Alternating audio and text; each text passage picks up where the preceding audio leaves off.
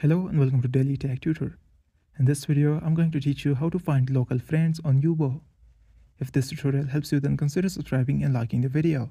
To find friends near you on Yubo, start by opening the app and going to the swipe section. From there, tap on the filter icon, usually located in the top right corner of the screen, but my VPN notification is covering it, so it's under it. Now tap on location option. Here, you can adjust your location settings to show people who are nearby.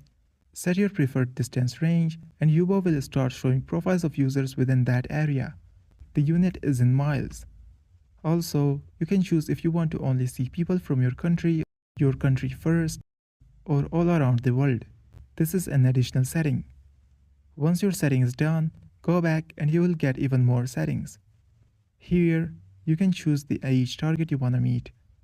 This is great because you don't want to talk or meet with old people or children, and also you can select the gender of the people you want to meet.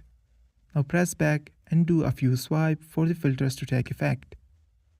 Another way to connect with local friend is the Near You accounts. Tap on Near You option and now you can add people from near you, and this exactly shows their location. So this is way more accurate. This was for today's tutorial. If this video helped you, then consider subscribing and liking the video.